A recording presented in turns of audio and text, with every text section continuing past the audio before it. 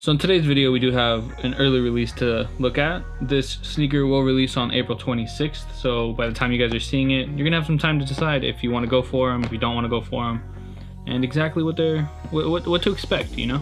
So taking a quick look at what we have in store for this video, we do have a pair of Air Jordan 11 lows titled Legend Blues.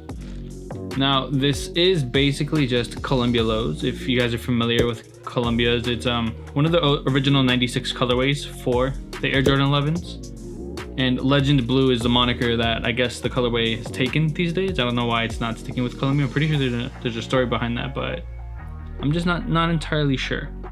Now the last time we saw the Legend Blues was, I believe, in 2014 with the high top pair, which was supposed to be the Columbia Retro. And now we have this 2021 pair, this low top, that honestly, they're pretty nice if you're an Air Jordan 11 collector. But before that, let's take a look at the box. So we do have a OG styled box. You get the Jordan Air right there with a nice Columbia blue. There's a size tag for the people that need it. Not too much, but if you're familiar with original Jordan like packaging, then this is like really reminiscent to you. Now that I got this out of the way, let's just take a look at the sneakers and see if they're gonna be worth that $185 retail. So this is an exclusive access pair from Sneakers directly, so I did manage to get them just a little bit early with the, I guess, just pure luck from Sneakers. Those are always really nice, rare wins in my opinion. And I wasn't expecting to buy these, but when I got picked, I just couldn't help it. Like, I'm a big Air Jordan 11 high fan, and I had a lot of hope for these, let's just say. So taking a look at the shoe really close, the leather is nice and plush. I think it's what you're used to when it comes to Air Jordan 11s. I know these are coming in at a retail just a little bit lower than the traditional Air Jordan 11 like regular, like high top versions. That I think bridge over a little bit over 200, I think 220 if I'm not mistaken. I think 200 to 220. I haven't bought a pair in a while, but that's if I remember it right, especially the holiday Jordans. Right here, we do have the shoe just wrapped and encased in patent leather. You see how shiny it is compared to the lights. We do have an icy blue sole, so it's not like a clear sole that we're kind of like most people really like. They brought back that blue tinted clear sole, and these do yellow pretty bad, but I guess it's just the aesthetics that I guess Jordan brand wants to go with these, because the 2014 Legend Blue pair also had a sole like this. I know some like early 2010s retros for clear soled sneakers like sixes and stuff all had that really clear blue sole like this, and it's never really my favorite. I prefer that like really icy sole. That's what I like to do. I know some people try to dye them, but it's too much work. It's too much work for basically a $200 sneaker, because after tax, after ship, everything you do, you're paying $200. Getting a close look right here, we do have that net tongue. We do have those rope laces and the Jordan right on the tongue in that Legend Blue colorway, which is really what they're striving for. We do have that Legend Blue Jumpman in the back right there under the 23.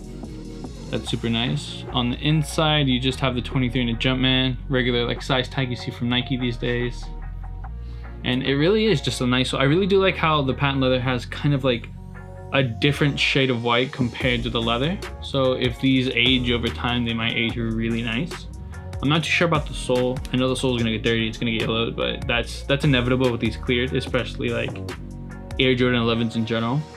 I'm a big fan of that, and I don't really know, I'm trying to picture it, but I don't hold on to these icy blue pairs long enough to find out. So if you're new to the Air Jordan 11 line, one of the biggest things they have for tech is this actual carbon fiber under the sole plate right here. It runs the whole bottom of the shoe, kind of like arch support. It's really nice, but I really don't imagine people playing in these. Like, I tried these on, they're gonna fit true to size, but I don't see the support you can get with these. Like, I could roll my ankle just walking down the street in these. But I know when you have the regular pair of 11s, those have more of like an ankle support and a higher tie to like really cement your foot in there. I wouldn't trust lows that much, but different people, you know? Some people might find it like marvelous. So in terms of quality, I'm already seeing some issues with these. These might be another one of those Jordan retros that kind of just get mass manufactured, so quality control kind of suffers. If you notice right here, the stitching on this tongue, it's kind of symmetrical. You can see it going straight through. I'll get a little close up.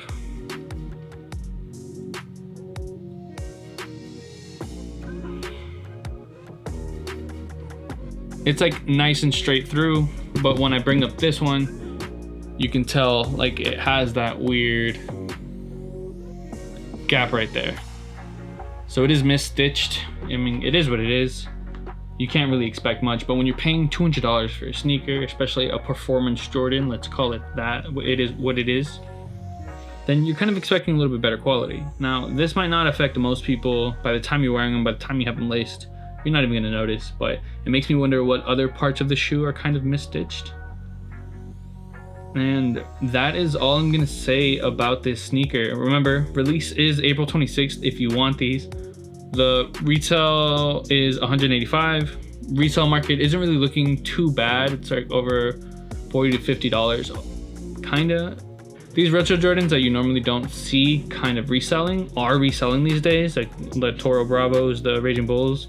I didn't expect those to resell whatsoever, and the 5s before those, I didn't expect those to resell, but they have been reselling. So people are kind of like buying and holding. I don't really know what the case is. I would say if you don't get them, then it's not your biggest loss, but if you really, really need them, the prices shouldn't be out of this world. Try not to buy these early if you can, but if you got the money to blow and it's burning a hole through your pocket, then go for it. You're never gonna go wrong with a pair of Air Jordan 11 lows. Best shoe to just throw on and just chill. Best shoe to go with shorts, fits, whatever you really want.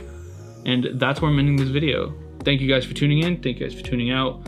I'm gonna see you guys in the next video. Sub if you're new, comment if you're actually gonna try to go for these. And if you're not, you're probably not in this video. I'm gonna see you guys in the next one. Peace.